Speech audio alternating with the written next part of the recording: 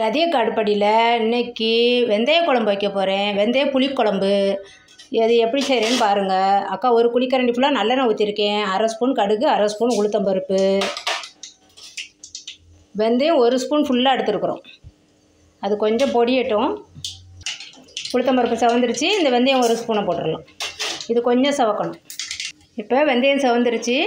சின்ன வெங்காயம் ஒரு 25 போல் எடுத்துருக்கேன். பூண்டு 2 பூண்டு, பெரிய பூண்டை உரித்து வச்சுருக்கிறேன் அக்கா. அதை போட்டு நல்லா வதக்கணும். இப்போ வெங்காயமும் பூண்டும் இந்த அளவு வதங்கிடணுப்பா. இப்படி வதங்கினா தான் கொஞ்சம் டேஸ்டியாக இருக்கும். வெந்தயம் கருக விட்டுறக்கூடாது. அதுக்கு முன்னாடி நீங்கள் வெங்காயத்தை போட்டுடணும். வெந்தயம் கருகிடக்கூடாது. இது 2 மீடியம் சைஸ் தக்காளி பொடியாக நறுக்கி வச்சுருக்கேன் அக்கா. அதை போட்டுருவோம். கொஞ்சோண்டு கறிவேப்பிலை போடலாம்.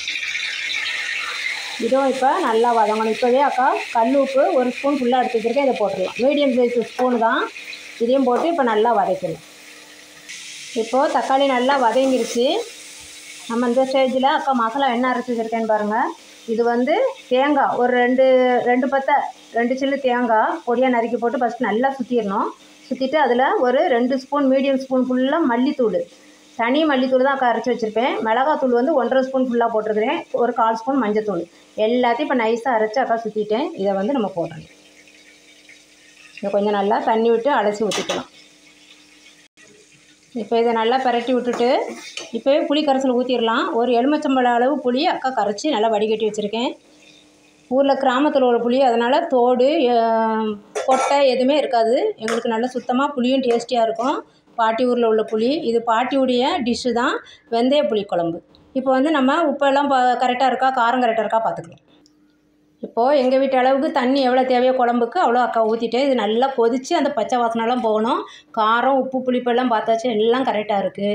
அப்படியே நல்லா கொதித்து அந்த எண்ணெய் நல்லா படரும். நல்லா வேகட்டும். பூண்டு வெங்காயம் எல்லாமே நல்லா கொதித்து வந்துட்டுருக்கு. பூண்டு வெங்காயம்லாம் நல்லா எண்ணெய் பிரிஞ்சு வரும். நம்ம இந்த ஸ்டேஜில் மீடியம் ஃப்ளேமில் வச்சுட்டு கொஞ்சம் மூடி விட்ருவேன் அக்கா. கொஞ்சம் திறந்த மேனிக்கு வச்சு கொஞ்சம் மூடணும். இதை எப்படி மூடிக்கோங்க.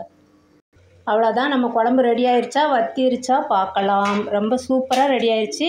இன்னும் ஒரு குழிக்கரண்டி ஆயில் கூட உங்களுக்கு தேவைன்னா ஊற்றிக்கோங்க. எங்கள் வீட்டில் சுகரு ப்ரெஷர்லாம் இருக்கிறதுனால அக்கா ஆயில் கொஞ்சம் கம்மி பண்ணியிருக்கேன். இந்த வெந்தய புளிக்குழம்புக்கு இன்னும் கொஞ்சம் நீங்கள் நல்லெண்ணெய் கொஞ்சம் இன்னும் ஒரு குழிக்கரண்டி ஊற்றிக்கிட்டிங்கன்னா ரொம்ப டேஸ்டியாக இருக்கும். இதை செஞ்சு பாருங்கள். செஞ்சு பார்த்துட்டு கமெண்ட்டில் சொல்லுங்கள் அக்காவுக்கு எப்படி இருந்துச்சுன்னு சொல்லி. நாங்கள் ஊற்றி சாப்பிட்ற மாதிரி தான், அப்படி பரட்டி சாப்பிட்ற மாதிரி வைக்க மாட்டேன் புளிக்குழம்பு. என் ஹஸ்பண்டுக்கு பிடிக்காது. அதனால் ஊற்றி சாப்பிட்ற மாதிரி தான் அக்கா இன்றைக்கி புளிக்குழம்பு வச்சுருக்கிறேன். நீங்கள் செஞ்சு பாருங்கள். பார்த்துட்டு அக்கா கமெண்ட்டில் சொல்லுங்கள் எப்படி இருந்துச்சுன்னு சொல்லி. ரதியக்கா அடுப்படிக்கு சப்ஸ்கிரைப் பண்ணுங்கள். வெங்காயம் இந்த பூண்டு எல்லாமே நல்லா வெந்துருச்சு. இன்னும் உங்களுக்கு ஆயிலு சால்ட்டு காரம் தேவைப்பட்டால் கொஞ்சம் போட்டுக்கலாம். எங்களுக்கு எல்லாமே கரெக்டாக இருக்குது. தேங்க்யூப்பா. இது செஞ்சு பார்த்துட்டு அக்கா கமெண்ட்டில் சொல்லுங்கள்.